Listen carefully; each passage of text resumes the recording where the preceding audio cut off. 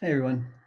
I want to tell you about um, someone that I met last night, a young lady that I met, and I hope she's watching. Connected, with Facebook, and hopefully she's watching just to know again how much she's loved, how much God loves her. And last night I was here late at work, and probably about 9:30 or so, I was doing some stuff. It wasn't working out, and I finally said, you know what, I'm just going to go home now. And I walked across the parking lot, walking into my house. And as I'm walking in my house, somebody's walking on the sidewalk. And I go into the house, and a few minutes later, dogs start barking, doorbell rings. And it's after 9:30. So it's pretty late.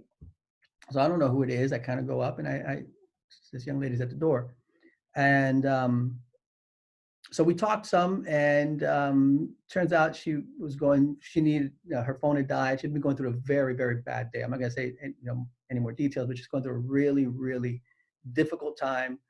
And was actually waiting on the police to come by, to just take a statement about the things that had been happening that day. Anyway, I go outside and wait with her for over an hour. And so we're just talking, and I'm getting to know, her story. And the reason I bring this up is I realized yesterday and this week, but yesterday in particular, we were talking about Luke chapter 15, and how Jesus goes after, he goes looking after for those who are lost, and people are, he's meeting them out where they are. And I said, you know, some of us today, we're going to run across one of those lost sheep, or lost coins. And let us be asking God to bring those people through us and by us. And so when this happened, I realized this morning, especially, this was God's answer to that prayer. So through it all, it gets late. It's almost midnight. But as we were talking, she'd asked me, why did you come to Syracuse? And I said, well, because we want to make an impact. We want to help this community. God put this community on our hearts, and we wanted to come and serve here. And then as it got later, it was pretty late, so I got an Uber for her to be able to go where she needed to go.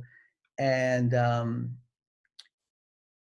but before it got there, I said, well, let me pray with you. And I just said, there's a woman in the Bible named Hagar, who was having a really bad time, and was pregnant and kind of kicked out of her house, and she's sitting there crying out to God, and then God speaks to her. And after God speaks to her, she says this. She says to God, you are El Roy. You are the God who sees. She was probably sitting there saying, God, where are you? Don't you see what's happening? How could you let this happen? And so, there are going to be a lot of days in our lives where we feel like, where are you, God? We're all going to have those days. We've all had those days, and we'll have a lot of those days, I think. But there are days where God shows up, where God lets us know, hey, I see you. And I said, I think that God allowed us to cross our paths today, because if anything, he wants you to know, is as you're going through whatever you've been going through today, that he sees you, that he hears you. And I don't know if our paths will ever cross again or not. But this morning when I got up, I thought about that question. Why did you come to Syracuse? And this morning, the Lord just spoke to me. It hit me. She's why we came. People like her are why we came. If it had been, a sketchy person, a drug addict, somebody just wanting, a fix or something, and then I wouldn't have gone outside, and I wouldn't have stayed for an hour talking. If it was just somebody who was, just looking for a quick buck to go get, more drugs or something like that. Um, but this was not that case. This was a person whose entire future is in front of her, who has great potential, and but the deck is stacked against her, right? There's so many things that are already she's got to overcome. And I was just thinking this morning that that's exactly what I believe the Lord has called us here, or who the Lord has called us here to help. Those who, man, they're right there. God, they have so much hope, so much opportunity, or they have so much opportunity, so much potential, but hope and opportunity seems to always be escaping and slipping from their grasp. And I think God has called me here, and God's called our church to be that instrument to raise them up, so that the deck isn't stacked against them anymore. So that we're raising them up so where they can grab onto those opportunities.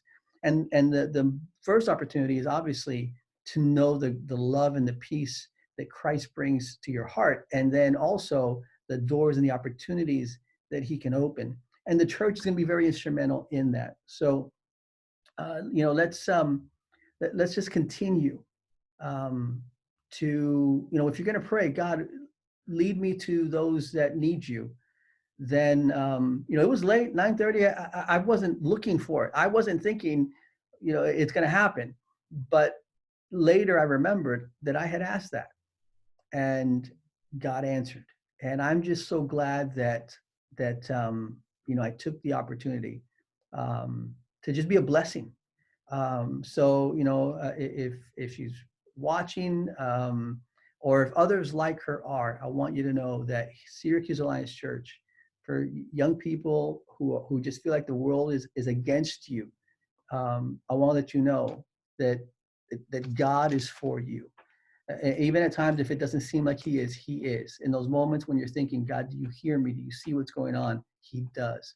Reach out to us.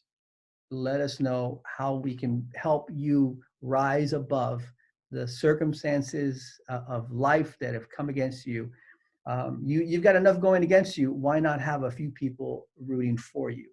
So, and for those of you that are just, following along every morning in your devotional, ask God for moments like those. Um, it was a blessing, and I pray for more of those. So again, God bless you as you go through your day, and let Him use you in whatever way He wants, with wisdom, with grace, with love, compassion, and mercy. God bless you.